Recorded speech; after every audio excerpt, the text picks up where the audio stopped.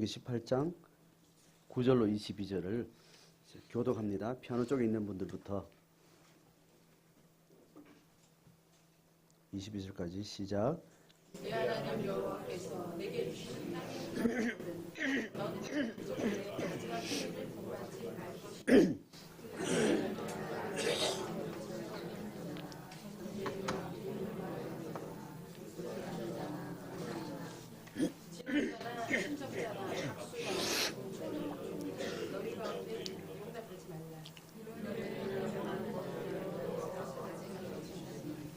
이런 가정한 일로 말미암아 내 하나님 여호와께서 너는 내 하나님 여호와께서 선하라. 내가 쫓아낼 이 민족들은 기름을 말하는 자가 전쟁이 말할 거리와 그들에게는 내 하나님 여호와께서 그들을 용납하지 아니하시니라. 내 하나님 여호와께서 너희 가운데 내 형제 중에서 너를 위하여 나와 같은 선지자들을 일으키시니 너희는 그의 말을 들을지니라.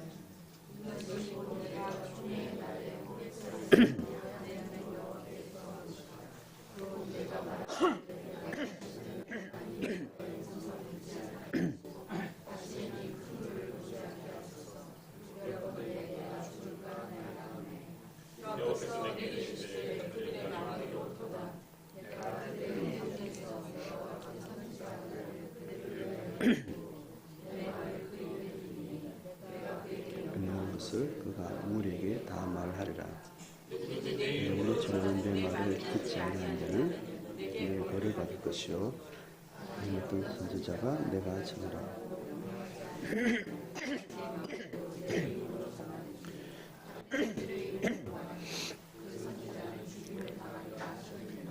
내가 마음속으로 이르되 그 말이 여호와께서 이르신 말씀인지 우리가 어떻게 알리오리라. 같이 읽습니다.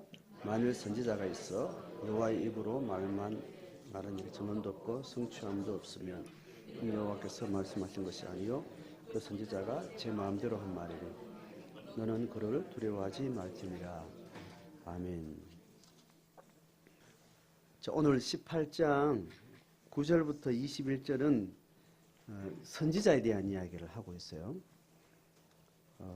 두 문단으로 나누면 9절로 14절까지 이방의 신접한 자, 무당, 뭐 이런 종교 행위에 있어서 이방 종교의 어떤 현상들을 이야기하면서 그것을 용납하지 말라라고 말하면서 곧 이어서 15절부터 22절까지는 누구 말을 들어야 되느냐 이렇게 언급하면서 선지자를 이야기를 하고 있습니다. 자, 그러니까 지금 3주째 계속 이어가는 본문의 맥락이 뭐냐 하면 여러분 기억을 하시는지 지난주에 주제가 뭐예요? 기억나는 대로. 예?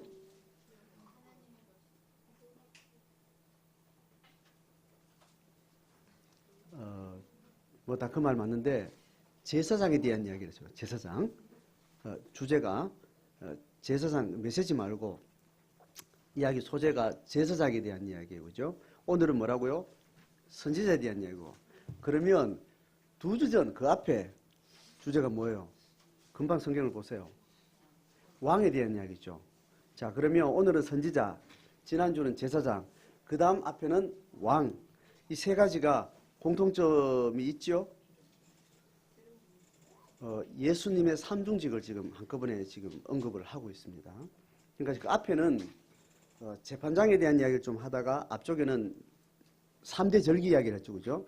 지금 모세가 주제별로 지금 중요한 영적 사안들을 지금 하나하나 지금 다뤄가는 중에 오늘까지 3주 동안 있는 주제는 왕, 제사장, 선지직에 대한 이야기를 합니다. 자, 그 선지직까지 세 가지는 이경륜 시대에 구약 시대에 하나님이 기름 부어서 세우는 성직이에요. 이 기름 부음 받은 자라고 하는 이 이름은 예수님께로 수렴이 됩니다. 그죠?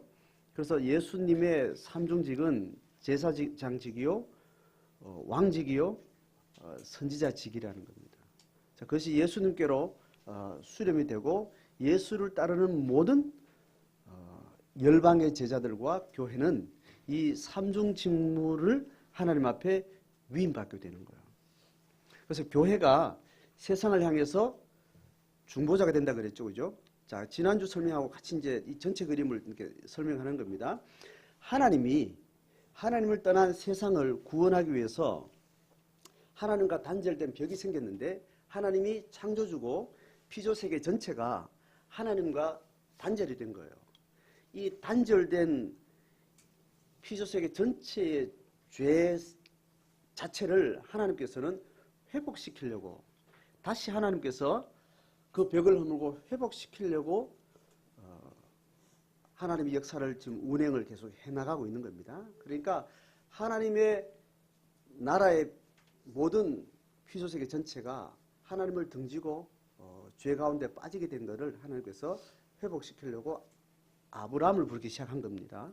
아브라함을 불러서 이제 이 담을 허물고 이 피조세계 전체를 하나하나 야금야금 하나님의 통치 안에 하나님과 생명의 새로운 회복 관계로 계속 이제 확장시켜 나가는 겁니다. 이 나가는 시간이 역사예요. 그래서 하나님이 구원 역사라고 이야기를 하는 거죠, 그죠? 구원 역사를 해나가는 확장돼 나가는 이 허물어짐이 점점 하나님의 통치가 확장되고 사단의 통치가 점점 축소되는 이 접점이 계속 이렇게 시간적으로 이동을 하는 거죠. 이동하는 중에 이 접점에 누가 있다 그랬어요? 이 접점에 있던 어떤 역할을 한다는 거예요. 누가? 하나님의 성분과 죄의 성분을 계속 허물어 가면서 하나님의 성분은 확장되고 죄의 성분은 축소되는 이 지점에 어떤 누군가가 있다고 했습니다. 이걸 뭐라고요? 그렇죠. 성령이기도 하고 이름으로 중보자로 이야기를 한 겁니다. 그 중보직의 최고 수렴자는 그리스도입니다. 또 그리스도의 역할을 또 새롭게 하는 또 다른 영인 성령이 있다는 거예요. 신적 존재는 예수 그리스도의 첫 번째 중보자, 두 번째 중보자, 성령 중보자, 그 두 분이 주체가 되는 거예요. 자, 그렇게 하면서 이 그리스도와 성령의 중보 사역을 통해서 이 세상 가운데 하나님 나라 계속 확장되는 그 접점에서 누군가가 계속 그 역할을 한다 그랬습니다. 그죠? 그래서 예수 그리스도와 성령이 주체가 되고 그 영이 함께하는 어떤 피조세계 또 누군가를 통해서 계속 확장되는데 그 먼저 부름받고 먼저 예수와 성령 중보를 통해서 하나님의 기업에 소속이 된 자가 또 아직 시간적으로 되지 않은 자들에게 중보 역할을 한다고 한 겁니다. 그래서 그리스도와 성령이 육화되어서 이 중보직을 자기의 삶으로 받아들인 자를 통해서 예수와 성령이 일을 하는 겁니다.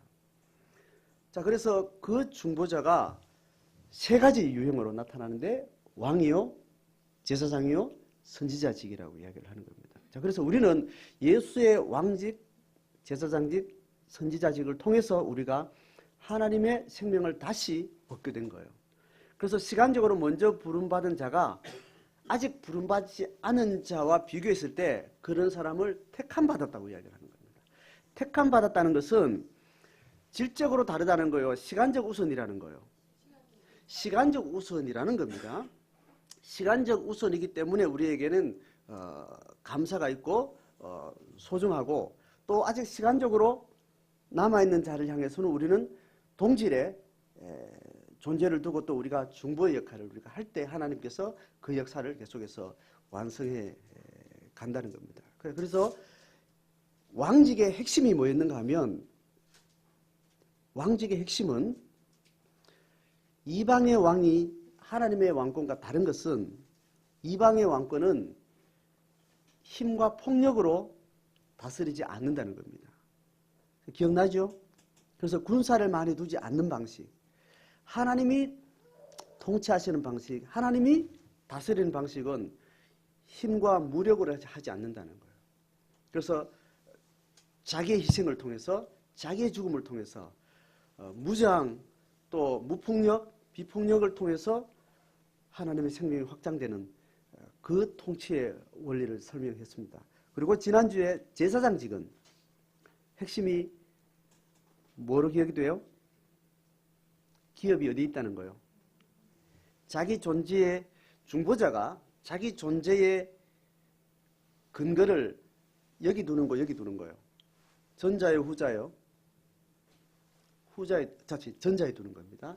내 기업은 하나님이 내 기업이다. 내 연봉이 내 기업이 아니라 그랬죠, 그죠? 우리가 세상에서 있는 모든 주력하는 모든 업이, 그죠?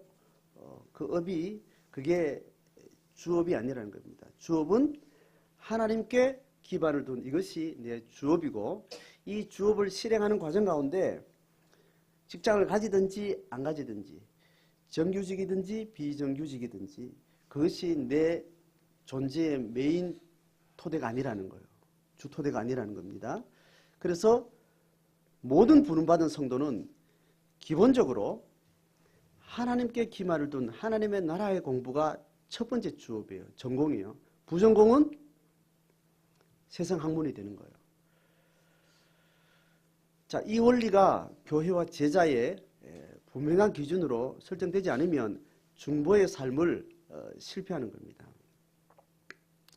그래서 실제로 유대인들은 이 동일한 하나님 앞에 어떤 소명의 어떤 가치를 가지고 세상을 살 때 주업이 뭐냐면 토라를 연구하는 거예요. 율법을 연구하고 성경을 연구하고 암송하고 이거를 삶으로 실천하는 이것이 주업이고, 그 다음에 부업이 일반 직장에서 내가 경제 생활을 할 수 있는 것이 부업인 형태로 그렇게 실제로 살았어요. 그랬을 때 소명에 합당한 영향력을 가지고 이 땅에서 살아낼 수 있었다는 겁니다. 철저한 유대인이었던 바울이 텐트 메이킹을 했다, 그죠? 텐트 메이킹 하면서 자비량 사역자였던 것은 유대인들이 기본적으로 유대인의 신앙의 분명한 가치관을 가진 가문과 그런 집안마다 그 가문이 가지고 있는 그 주업이에요. 경제적인 문제를 해결하는 주업이 있었어요. 그래서 어릴 때 기본적으로 기술 하나를 가르칩니다. 그거는 주업이에요, 부업이에요? 부업으로 입에 풀칠하기 위해서, 먹고 사는 문제를 기본적으로 해결하기 위해서 기술을 가르쳤어요. 그리고 주업은 뭐냐 하면 율법을 연구하는 겁니다. 그래서 이 땅에 하나님의 나라가 흩어진 디아스포라로 흩어진 이스라엘 백성들이 다시 건국될 하나님의 나라를 위해서 인생을 드리는 거예요. 그래서 공부가, 이 신앙 공부가 주업이었고, 그래서 학문의 최고까지 올라갔죠. 그런데 먹고 사는 거는 뭐로 했다고요? 텐트 만드는 기술을 가졌던 겁니다. 그 당시에 로마 시대의 텐트 만드는 기술은 로마가 엄청나게 제국을 확장해 나가는 동안 무슨 사업이 일어났는가 하면 군대, 또 경제인들, 또 많은 어떤 제국의 어떤 활동을 하는 데 있어 가지고 텐트가 너무 많이 이제 소용이 된 겁니다. 그래서 텐트 사업이 붐이 일어났어요. 텐트를 잘 만들고 견고히 만들고 값싸게 만드는 이 기술이 아주 그 당시에 첨단 기술이었던 거예요. 그래서 다소에 사는 사도 바울은 어릴 때부터 텐트 만드는 기술을 그렇게 익혔던 겁니다. 유대인들은 그렇게 살아서 신앙의 본업에 주력하는 그 세대나 공동체들은 대부분 자기 살아가는 삶의 주업을 신앙과 하나님의 나라의 가치에 두고 부업으로 먹고 사는 문제를 해결하는 방식으로 그렇게 실제로 그걸 구체화한 거죠. 지금 한국교회가 이 땅에서 제사장적 역할을 하지 못하는 것은 그 제사장 역할은 동시에 그 안에 선지직이나 왕직까지 중보 역할을 하지 못하는 것은 주업이 대부분 어디에 있는 거예요? 주업이 어디 있는 거예요? 직장에 주업을 두고 있는 겁니다. 이게 직업 소명과 신학적으로 약간 혼동되면서 그 성경의 가르침을 잃어버렸기 때문이라고 지난주에 어떤 그런 맥락을 가지고 이야기를 했습니다. 자, 오늘 선지직으로 넘어오면 처음에 어떻게 이야기를 하는가 하면 앞에 9절부터 14절까지는 이방신을 가까이 하지 않는 이제 그런 부분의 이야기를 합니다. 가증한 행위를 본받지 말라 해서 내용을 이야기하는데 아들과 딸을 불 가운데 지나게 하는, 이건 이방 종교를 섬기는 여러 종교 예식 가운데 딸을 바치고 아들을 바치는 겁니다. 왜 바칠까요? 왜 소중한 아들과 딸을 바칠까요? 큰 개념은 이거예요. 하나님 앞에 큰 것을 다시 우상에게 큰 것을 얻기 위해서 가장 소중한 것을 주는 거예요. 그러니까 거래를 하는 거예요. 그러니까 우상의 기본 방식은 거래예요. 신이 원하는 것을 내가 주고 내가 원하는 것을 얻는 겁니다. 그게 이방 신이 가지고 있는 개념이에요. 우상이 가지고 있는 개념이라고. 그래서 중심이 신에게 있지 않고 중심이 인간에게 있어요. 목적이 인간이 뭔가를 얻기 위해서 헌신하고 드리고 지키고 수행하고 이렇게 하는 거예요. 자, 그런 종교 행위를 언급하고 그 다음에 또 누구 이야기요? 점쟁이, 그리고 길흉을 말하는 자, 요술하는 자, 무당, 그다음 11절에 지는 자, 신접한 자, 박수나 초혼자 다 같은 개념이에요. 자, 이 내용은 대부분 종교 영역에 있는 현상을 이야기를 합니다.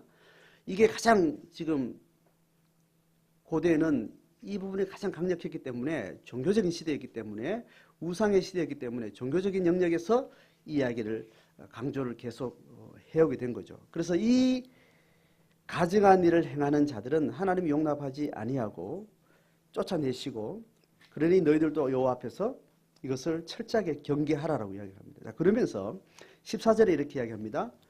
같이 읽어봅니다. 시작. 내가 쫓아낼 이 민족들은 기륭을 말하는 자나 점쟁이의 말을 듣거니와. 자, 보세요. 누구 말을 듣는다고요? 기륭을 말하는 자와 점쟁이의 말을 듣는다는 거예요. 기륭을 말하는 자와 점쟁이의 말을 듣는 이유가 뭐예요? 내 앞에 설명한 게 뭡니까? 왜 들어요? 거래의 결과가 뭐예요? 내게 원하는 어떤 것을 위해서 듣는다는 거예요. 그래서 이스라엘 백성들이 우상을 처음 경험한 그 경험이 출애굽하고 난 다음에 시내산에 머물면서 그들이 만든 금송아지. 금송아지는 애굽에서 봤던 신들을 그들이 그림을 그린 거죠. 그 애굽에서 봤던 그 금송아지를 만들면서 어떻게 만들었냐고 표현할 때 자기들을 위해서 했다고요. 자기 자신을 위해서 뭔가를 이루고 성취하고 얻기 위해서 누구 말을 들어요? 기륭할 말하는 자, 점쟁이와 위에 이야기한 박수, 신접한 지나는 자, 뭐 많은 종교적인 영역 안에서 일어나는 많은 사제들을 통해서 뭔가를 듣기를 원하는 거죠. 그 중심이 누구에 있다고요? 자기한테 있는 거. 자, 그렇게 해서 우상의 개념은 종교의 어떤 이미지로 나타날 수 있지만 그 종교로 나타나는 우상의 핵심은 뭐냐면 내 중심이냐 피조세계 전체를 창조하신 하나님 중심이냐 이 이야기예요. 자, 그렇게 연결되어집니다. 자, 그렇게 해서 이것을 하나님께서 용납하지 아니한다는 겁니다. 15절 같이 읽습니다. 그러면서 15절 다른 주제로 넘어오면서 같이 읽어 시작. 너희 하나님 여호와께서 너희 가운데 너희 형제 중에서 너를 위하여 나와 같은 선지자 하나를 일으키시리니 너희는 그의 말을 들을지니라. 누굴 세운다고요? 선지자 하나를 세우는데 누가 같아요? 모세와 같은. 근데 그 다음에 어떻게 하라고요? 너희는 그의 말을 들을지니라. 자, 이쪽을 듣지 말고 이쪽을 들으라는 겁니다. 그죠? 이쪽을 듣지 말고 이쪽을 들으는데 이쪽을 듣지 않다. 이쪽은 뭐요? 우상의 사제들의 말을 듣지 말고 누구의 중보자의 말을 들으라는 거예요? 하나님의 중보자의 말을 들으라는 겁니다. 자, 예언자, 오늘 지금 선지자, 또 왕, 제사장 동일하게 중보자라는 의미에서 지금 내가 이거 중보라고 이야기했습니다. 이 앞에 신접한 자, 박수 다 이방신의 중보자, 사제예요. 그죠? 그들을 통해서 어떤 신의 세계에 접근하는데 이게 우상이냐 하나님의 선지자냐 이렇게 다를 수 있지만 안에 내용으로는 뭐라 그랬습니까? 자기를 위한 말을 듣느냐 하나님의 말을 듣느냐 혹은 타자의 필요를 듣느냐 이야기예요. 자, 내 설명 이해가 되죠? 자, 그렇게 해서 이들의 말을 듣지 말고 이들의 말을 들으라고 이야기합니다. 자, 그러나 어쨌든 신앙으로 하나님을 부르셔서 우리에게 명하는 건 뭐냐? 계속해서 들으라고 이야기하는 겁니다. 그리고 깨달으라고 이야기하고 계속 그 이야기를 하죠. 신약으로 들어오면 누구의 말을 들으라는 거예요? 삼경륜으로 들어오면 누구의 말을 들으라 해요? 성령의 말을 듣고 또 예수의 말을 듣고, 예수의 말을 듣는 자들이 제자고 그 예수의 말을 듣는 자들은 성령의 말을 듣게 되는 거죠. 자, 그래서 신앙은 듣는 이야기예요. 듣는 이야기인데 누구 이야기를 듣는 거예요? 하나님 이야기들은. 뭐를 듣지 않는 거예요? 이방신의 이야기를 듣지 않는 거예요. 내용적으로는 뭐를 듣지 않는 거예요? 나를 위해서 뭔가를 하는 걸 듣지 않고 누구를 위해 듣는 거예요? 타자의 필요를 듣는 거예요. 내 필요를 채우는 일을 듣는 게 아니고 타자의 필요를 듣는 거라는 겁니다. 자, 종교적인 맥락하고 어떤 필요 중심의 어떤 맥락하고 이해가 되죠, 그죠? 그렇게 해서 선지자 하나를 세울 텐데 그 선지자의 말을 들으라고 이야기하는 거예요. 결국은 선지자를 통해서 지금 오늘 본문에서 이야기하려고 하는 포인트는 뭐냐 하면 듣는 때 그가 어떤 야를 이야기합니다. 이 선지자가 계속해서 모세 이후에 계속 선지자 역할을 하는 기름 부음 받은 자의 역할들이 이경륜 시대에 계속 일어나요. 그 첫 번째가 모세였고 그 이후로 다양한 방식의 이 예언하고 선지자 역할을 하는 많은 사역자들이 다양하게 일어나는데 그 선지자들이 하나님의 이름으로 말하지만 하나님의 이름으로 말하는 선지자라고 나타났는데 내용이 듣는 사람이 하나님의 선지자라고 들으면서 뭘 듣고 싶어 하는 거예요? 인간의 죄에 물들었을 때 뭘 듣고 싶어 하는 거예요? 내가 원하는 것을 들으려고 하는 그 경향으로 계속 하나님을 접근하는 거예요. 그러니까 우상 종교는 버렸는데 내용으로 들어가서는 여전히 하나님의 원하시는 것이 아닌 자기가 원하는 것을 자꾸 들으려고 하는 이것이 계속 하나님이 주께로 돌아오라 하는 이야기예요. 우상을 다 버렸는데 절기될 때마다 하나님 앞에 가서 이렇게 하고 있는데 선지자들이 계속 가가지고 하나님께로 돌아오라는 게 이스라엘 백성들이 이해를 못하는 거예요. 제사장을 통해서 예배도 드리고 뭐 그렇게 해요. 왕도 있고 계속 하는데 그 왕이나 제사장을 통해서 예배하는 예배자들이 그 예배하면서 누구 필요를 자꾸 구하는 거예요? 자기 필요를 자꾸 이야기해요. 자기 필요를. 이제 이것이 이스라엘 백성들이 계속해서 영적으로 실패하는 일입니다. 동일하게 지금도 동일하게 우리가 종교적으로는 우상을 가까이 하고 있지 않지만 신앙적으로는 하나님을 부르고 하나님의 신앙의 테두리 안에 있지만 우리가 뭘 듣기를 원할 때 그게 죄가 되는 거예요? 우상이 되는 거예요?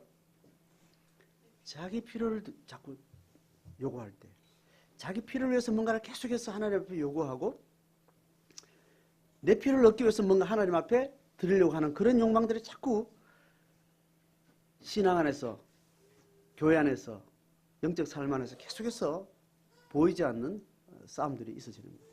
굉장히 정교한 싸움입니다. 강력한 성령의 정교한 사역들이 있는 시대이기 때문에 훨씬 더 이 부분이 교묘하고 다 정교한 가운데 언제 바뀌었는지 모르게 어젯밤에는 이게 맞았는데 오늘 아침엔 전혀 바뀌어진 모습으로 우리가 하나님 앞에 서 있는 그래서 아주 심도 있는 성령의 사역이 필요한 시대를 우리가 살고 있습니다. 종교를 멀리하는 시대가 아니에요. 지금은. 삼경륜 시대는 종교를 어떻게 거부하는 이런 시대가 아니라니까요. 종교 안에서 우상이 준동하는 그런 시대를 우리가 살고 있습니다. 자, 그렇게 해서 선지직을 어떻게 행하는 거 보세요. 18절 읽어봅니다. 시작. 내가 그들의 형제 중에서 너와 같은 선지자 하나를 그들을 위하여 일으키고 내 말을 그 입에 두리니 내가 그에게 명령하는 것을 그가 무리에게 다 말하리라. 자, 선지자가 구약시대에 그렇게 있어서 많은 선지자들이 일어나기도 하고 그렇게 사라지기도 하고 막 이렇게 하는 가운데 선지자 자신이 내가 하나님의 이름으로 왔다라고 하는 선지자들이 많았어요. 그러니까 참된 선지자, 거짓된 선지자들이 막 준동을 하는데 왜 가게에 물건이 왜 있어요? 가게에 어떤 ABC 물건이 있는 거는 뭐가 있기 때문에 공급이 있는 거예요? 소비자가 있으니까 있는 거예요. 이스라엘 시대에 거짓 선지자들이 많았던 이유는 거짓 선지자들의 말을 듣고 싶어하는 소비자들이 많았기 때문에 그런 거예요. 그리고 실제로 참된 선지직을 하는 사람은 그 시대에 선지직을 행하는 동안 유리방황하며 고난받겠어요? 아니면 영광을 얻겠어요?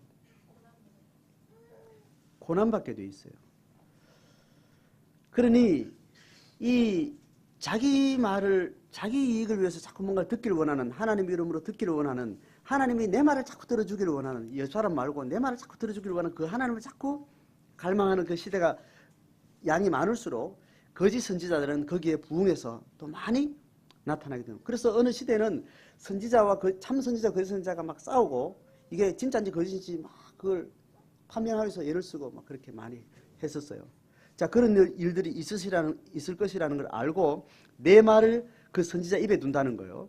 중보자 입에 두는데 그게 참 중보자인지 거짓 중보자인지 그게 우상을 대변하는 중보자인지 그것을 어떻게 알 거냐. 자, 밑에 어떻게 말한다고요? 22절 이렇게 말합니다. 같이 읽어요. 시작. 만일 선지자가 있어 여호와의 이름으로 말할 일에 증언도 없고 성취함도 없으면 이는 여호와께서 말씀하신 것이 아니요 그 선지자가 제 마음대로 한 말이니 너는 두려워하지 말지니라. 자, 이것을 어떻게 깨닫는 거예요? 뭐를 통해서 참 선지자와 거짓 선지자를 확인하는 거예요? 예? 증거와 성취된 팩트를 보고 알겠다는 거예요. 자, 이 부분이 들어요. 듣는데 이쪽의 말을 듣고 있는지 저쪽의 말을 듣고 이게 헷갈리는 거예요. 어떻게든지 신적 세계를 통해서 하나님이 참 하나님으로 내가 경험하고 그 하나님을 섬기는 삶을 살려고 할 때 일단 듣는 과정이 반드시 필요합니다. 그죠? 듣는 과정이 필요한데 우리의 고백은 뭐예요? 누구 말을 듣겠다는 거예요? 하나님의 말을 듣겠다는 거잖아요. 그죠? 그 하나님 말을 통해서 누구 필요를 위해서 내가 그걸 듣겠다는 거예요? 선택받은 나는 이미 들을 필요가 없는 니드가 이미 충족된 존재예요. 하나님의 생명의 니드가 아직 충족되지 않은 누군가를 위해서 누가 하나님 말을 들어야 되는 겁니다. 듣는 이유는 누구를 위해서요? 나를 위해서? 다른 사람을 위해서 듣는 거죠. 그래서 듣는 역할이 너무 중요합니다. 중보자는 하나님 편의 이야기를 계속 듣고 깨닫는 것이 너무 중요해요. 여기에 기반을 둬야 돼요. 둬야 내가 누구의 중보 역할을 하는 거요? 타자의 중보 역할을 하게 되기 때문에 중보가 중요한데 내 중심이냐 타자 중심이냐 이게 계속 중요한 거예요. 이거 이해되죠? 그죠? 그래서 깨닫는 일이 너무 중요한데 깨닫는 사람이 아주 소중한데 깨닫는 사람은 택함 받았다 그러고 깨닫는다는 것은 너무 중요한 자기 정체성의 소명인데 그 소명을 받은 자가 그 다음에 이게 참인지 거짓인지 확인해야 되는 거예요. 많은 소명자가 있었지만 그 소명대로 다 살았어요? 못 살았어요? 그 소명대로 산 사람이 많아요? 못 산 사람이 많아요?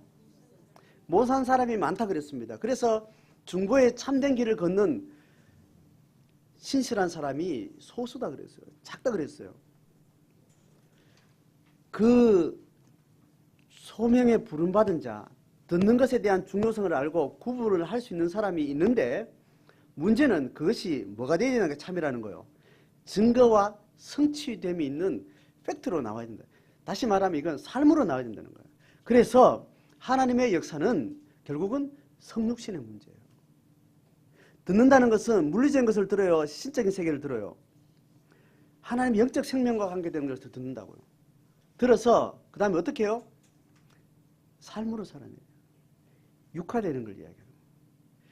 교회 불신자의 고민은 하나님의 음성이 들리는가의 문제인데 교회의 관심은 하나님의 음성이 들리는 그 문제도 중요하지만 뭐 하는 게 중요해요? 육화시키는 것이 중요한 거예요. 예언자는 끊임없이 육화에 대한 싸움을 싸운 영역입니다. 제사장의 영역은 듣는 것에 대한 이야기예요. 제사장은 양을 잡고 소를 잡고 하나님의 음성이 들려지고 하나님의 사랑의 소리가 들려지고 하나님 나를 위해서 죽었다는 걸 듣고 하나님 어떤 것을 발견하는 과정이라면 그것을 깨닫고 듣고 그 소명을 받은 자가 어디까지 가는 것을 성령이 선지자들이 하는 거예요? 육화시키는 거. 그래서 교회에 예수의 삼중직을 받은 교회는 이 왕적, 제사장적, 선지자적 영역 중에 선지 영역은 내가 증언과 성취함이 있는가에 대한 감각이에요. 그래서 교회는 이 부분과 싸워야 됩니다. 교회는 하나님의 말씀을 깨닫는 것도 중요한데 깨닫는 영역은 무슨 영역이라고요? 제사적 영역으로 본다면 선지 영역은 깨달은 것과 몸으로 왔느냐는 문제예요. 한국교회는 깨달은 영역이 무게중심이 컸어요? 사는 영역으로 무게 컸어요? 깨달은 영역에 과하게 치우쳐 있습니다. 깨달은 영역에는 엄청난 데이터로 체계화된 엄청난 학문적 유산을 너무 많이 가지고 있어요. 그런데 실천의 영역은 너무나 협소하고 좁은 영역 안에 있는 겁니다. 오늘 우리의 교회와 성도의 영감은 깨달은 것과 실천 영역의 괴리를 인해서 고통하는 자가 있어요.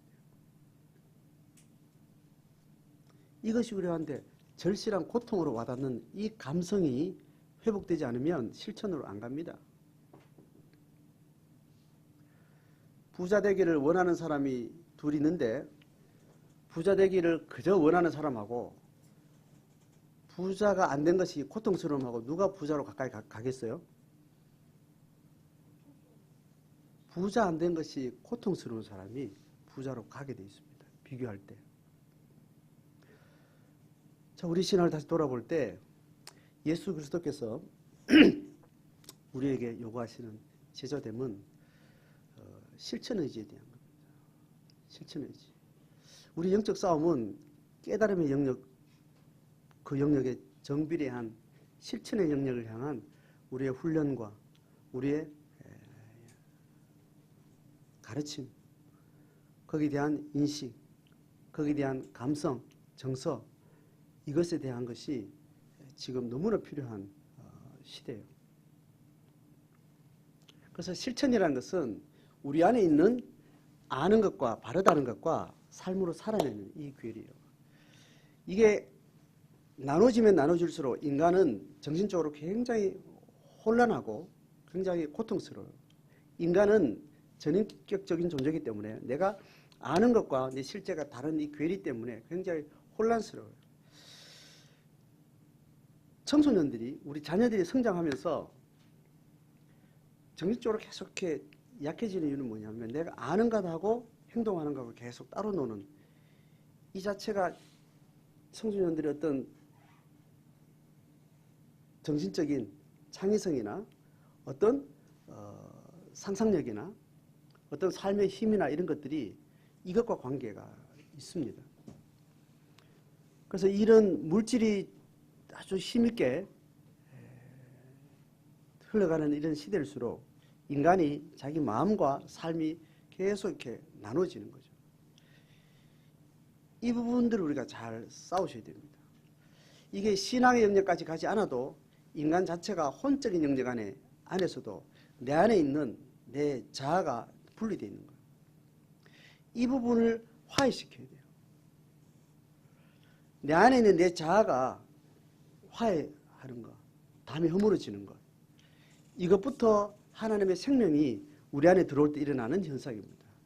타자와의 담이 허물어지는 거 그 다음 문제예요.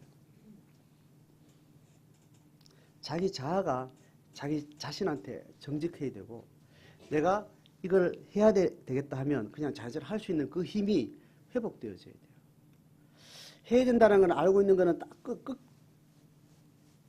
극한으로 달려가고 이것과 반대되는 삶은 또 극한으로 또 가고 있는 이런 문화 속에 우리가 살고 있습니다.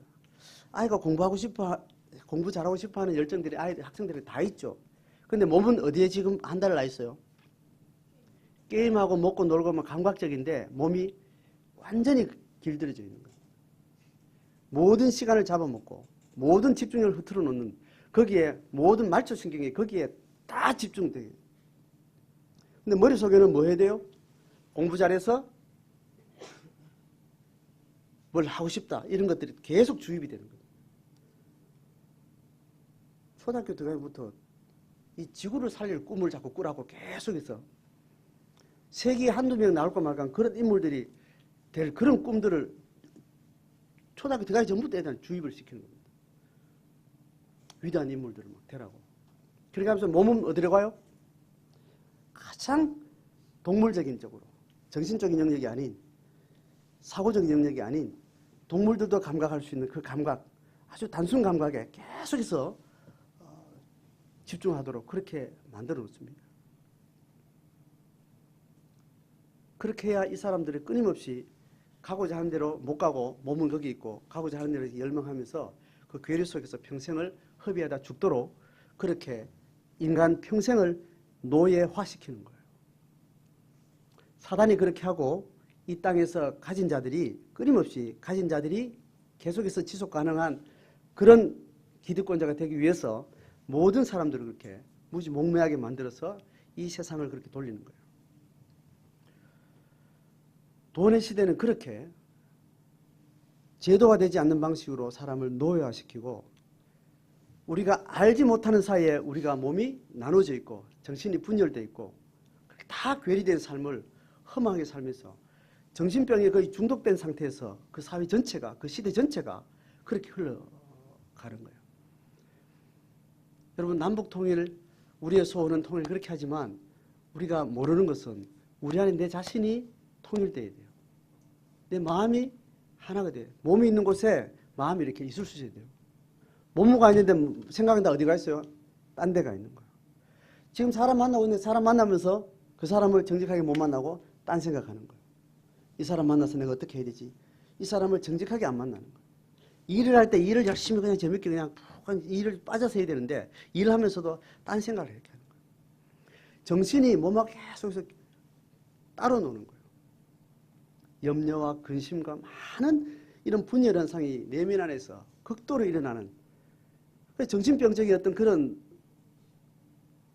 사태가 사회 곳곳에 너무 심도 있게 일어나는 거예요. 이게 정상이라고 사회는 이야기해요. 성경은 정상이 아니라고 이야기해요. 정상이 아니다. 사람 몸이 있는 곳에 마음이 있고 마음간에 몸이 갈 수 있도록 사람이 정직하게 이걸 하겠다면 마음먹으면 그냥 할 수 있는 하겠다고 마음먹은 것도 엄청나게 불가능한 것을 마음먹어 놓고 그 한 걸음도 집중 못하는 그런 내적인 허기 상태에서 살아가는 거예요. 오늘 이야기입니다. 증언도 없고 성취, 육화되지 않는 음성은 다 거짓이라는 거예요. 그래서 인간에게 욕망과 두려움으로 계속 충동질하는 어떤 것들이 우리로 하여금 실제로 뭔가 해낼 수 없는 인간을 만들어 놓은 거예요. 또 실제 할 수 없는, 할 필요도 없는, 해서는 안 되는 일들을 계속 상상하게 만들고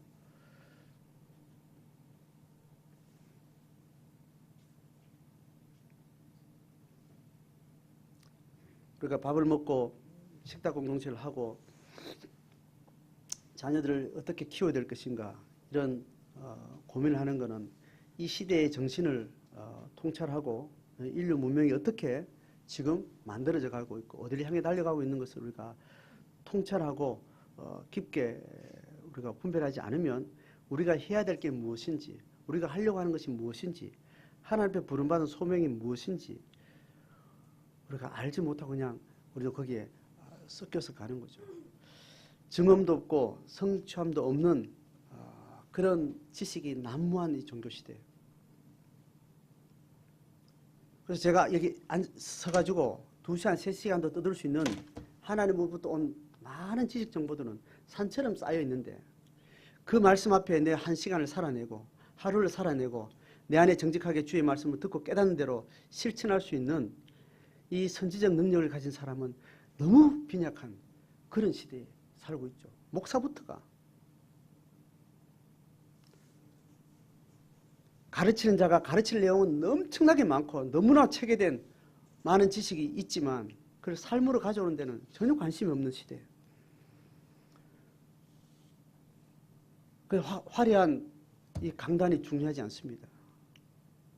입이 어둔하고 말할 것이 없어도 듣고 깨달은 대로 작은 것을 삶 가운데 묵묵히 실천하는 깨어있는 한 성도의 선지자직이 그 시대의 하나님의 중보 사역을 감당하는 자들이에요. 그렇게 화려한 교회가 교세를 떨치고 많은 지식을 드러내고 세상에 많은 것들을 말하지만 하나님은 한 트럭도 쓸 것이 없는 그런 빈약한 시대를 우리가 살고 있는 거예요. 서구 시대가 그러했고 한국 교회 시대가 그 뒤를 쫓아가고 있는 거예요. 그래서 화려한 이 강단이 중요하지 않고 다시 말합니다. 이것만 중요한 것이 아니고 적어도 내 마음에 100을 들어도 하나를 깨닫고 하나를 실천하는 그 선지직에 충실한 한 성도가 너무 소중한 시대인 거예요. 목사가 중요한 역할을 한 것 같지만 아니에요.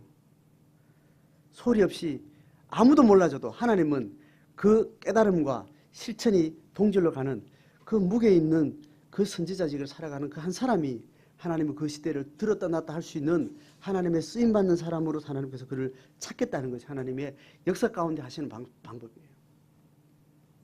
저도 그 싸움을 제 안에서 해야 되고 여러분도 여러분 안에 많이 깨닫는 것이 중요하고 깨달은 대로 깨달은 만큼 정직하게 살아내는 증언도 성취함도 명확하게 듣는 대로 삶으로 그렇게 표현되는 그런 훈련과 수련이 준비된 그런 한 성도가 필요하다고 했습니다. 그 일을 가기 위해서 각각의 신앙의 삶과 우리 공동체가 그 방향을 향해서 정직하게 그 외의 부수적인 것들을 빨리빨리 우리는 걷어내고 다이어트를 하고 신앙의 본질에 충실한 개인, 그런 공동체, 그런 교회가 되기를 주의 이름으로 축복합니다.